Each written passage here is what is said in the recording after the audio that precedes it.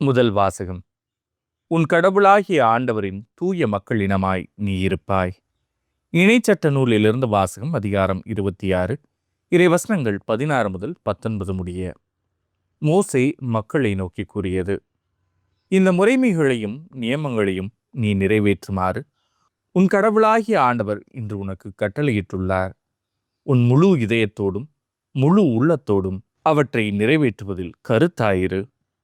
ஆண்டவரை உன் கடவுளாய் ஏற்பதாகவும் உனக்கு கடவுளாக இருப்பார் என்றும் அவருடைய வழிகளில் நடப்பதாகவும் அவருடைய நியமங்களையும் கட்டளைகளையும் முறைமைகளையும் கடைபிடிப்பதாகவும் அவர் குரலுக்கு செவி கொடுப்பதாகவும் இன்று நீ அவருக்கு வாக்களித்துள்ளாய்.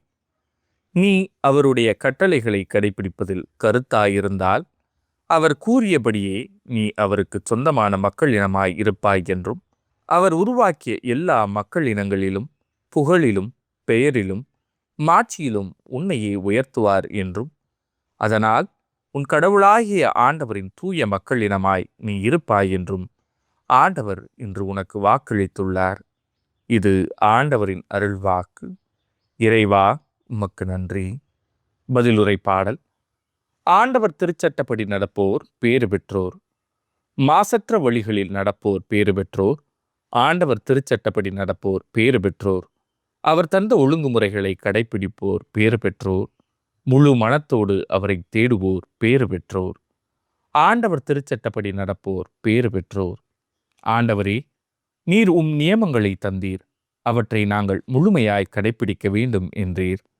உம்முடைய விதிமுறைகளை நான் கடைபிடிக்க என் நடத்தை உறுதியுள்ளதாய் இருந்தால் எவ்வளவோ நலம். ஆண்டவர் திருச்சட்டப்படி நடப்போர் பேறு பெற்றோர்.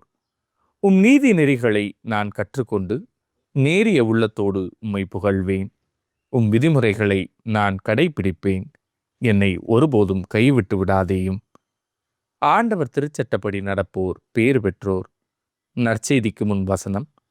இதுவே தகுந்த காலம், இன்றே மீட்பு நாள். நற்செய்தி வாசகம். உங்கள் விண்ணகத்தந்தை நிறைவுள்ளவராய் இருப்பது போல நீங்களும் நிறைவுள்ளவர்களாயிருங்கள். மத்தேயு எழுதிய தூய நற்செய்தியிலிருந்து வாசகம். அதிகாரம் 5, இறைவசனங்கள் 43 முதல் 48 முடிய.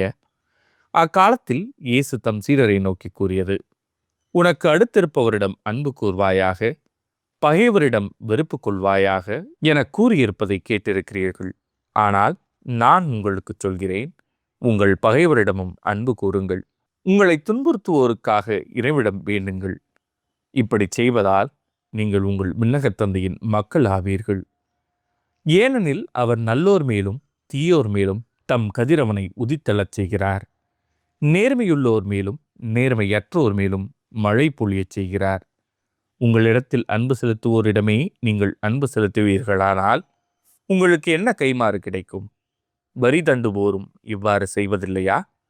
நீங்கள் உங்கள் சகோதரர் சகோதரிகளுக்கு மட்டும் வாழ்த்து கூறுவீர்களானால் நீங்கள் மற்றவருக்கும் மேலாக செய்து விடுவதென்ன? பிற இனத்தவரும் இவ்வாறு செய்வதில்லையா? ஆதலால் உங்கள் விண்ணகத் தந்தை நிறைவுள்ளவராய் இருப்பது போல நீங்களும் நிறைவுள்ளவர்களாயிருங்கள். இது ஆண்டவரின் அருள்வாக்கு. கிறிஸ்துவே, உமக்கு புகழ். கிறிஸ்துவிலே பிரியமானவர்களே, ஆண்டவர் இயேசுனுடைய வார்த்தைகள் இன்று நம்மை மிகப்பெரிய ஒரு சவால் நிறைந்த சிந்தனைக்கு இட்டு செல்கின்றது. பகைவர்களை நேசிக்க வேண்டும் என்கின்ற ஒரு அழைப்பு. நம்முடைய நண்பர்கள் நமக்கு நன்றாக நினைவுக்கு வருவார்கள். அவர்களோடு பேசுவதும் உரையாடுவதும் பழகுவதும் அன்பை பரிமாறிக்கொள்வதுமாக நாம் அன்றாடம் பல காரியங்களை செய்து வருகிறோம். பகைவர்களை நினைக்கின்ற பொழுது அவர்கள் மீது வெறுப்பும் கோபமும் எரிச்சலுமாக வருவதை நாம் அறிகின்றோம். இந்த தவ காலத்திலே ஆண்டவர் இயேசு அவர்களுக்காக ஜெபிக்க அழைக்கின்றார். நிறைய முறை ஜெபிக்க தேவையில்லை, குறைந்தது ஒரு முறையாவது நம்முடைய பகைவர்களுக்காக இந்த தவ காலத்திலே ஜெபிப்போம். பல்வேறு சமயங்களிலே மதங்களிலே அன்பை பற்றியும் பிற உயிர்களுக்கு தீங்கு இழைக்கக்கூடாது என்பதை பற்றியும் சொல்லப்பட்டிருப்பதை நாம் அறிகிறோம். கருணை, அகிம்சா போன்ற அடிப்படை அறம் சார்ந்தவற்றை மனித இனம் இன்றும் பின்பற்றி வாழ்ந்து கொண்டிருக்கின்றது. அதன் அடிப்படையிலே தான் நம்முடைய வாழ்வு அனைவருக்குமான ஒரு வாழ்வாக இருக்க வேண்டும். நம்முடைய இதயம் அனைவருக்குமான இதயமாக இருக்க வேண்டும். ஒரு சாரரை நேசிப்பதும் மற்றவரை வெறுப்பதுமாக இருந்தால் நம்முடைய வாழ்வு நிறைவு பெறப் போவதில்லை. மாறாக நம்முடைய வாழ்வு நிறைவு பெற வேண்டும், முழுமை பெற வேண்டும் என்றால் இந்த மானுடம் அனைத்தையுமே நேசிக்க வேண்டும், அனைவருக்கும் அன்பு பாராட்ட வேண்டும். அது பகைவர்களாக இருக்கலாம் அல்லது நமக்கு பிடித்தவர்களாக இருக்கலாம். இயேசுனுடைய வாழ்விலிருந்து இதை நாம் முற்றிலுமாக அறிகின்றோம். அவர் அனைவரையுமே நேசித்தார், அனைவருக்குமே அன்பை கொடுத்தார், மன்னிப்பை கொடுத்தார் என நாம் விவிலியத்திலே வாசிக்கின்றோம். எனவே நம்முடைய வாழ்வும் இயேசுவினுடைய அடிச்சுவடுகளை பிரதிபலிக்கக்கூடிய ஒரு வாழ்வாக, அதிலும் சிறப்பாக இந்த தவ காலத்திலே பிறரையும் குறிப்பாக பகைவர்களையும் நேசிக்கக்கூடிய, பகைவர்களுக்காக ஜெபிக்கக்கூடிய ஒரு மனநிலையை வளர்த்து கொள்ள வேண்டும். அப்படி செய்கின்ற பொழுது நம்மிடமிருந்து அந்த பகைமை விலகும், நம்மிடம் இருக்கின்ற அந்த கோபம் விலகும். நாம் இன்னும் இறைவனுக்கு நெருக்கமாக வாழ்கின்றோம், இறைவனுக்குடைய வார்த்தைகளுக்கு மதிப்பு கொடுக்கிறோம் என்பதுதான் உண்மை. எனவே அனைவரையும் நேசிக்க முயற்சி எடுப்போம், பகைவர்களுக்காக ஜெபிக்க இந்த தவக்காலத்தை ஒப்பு கொடுப்போம். நன்றி. ஆமென்.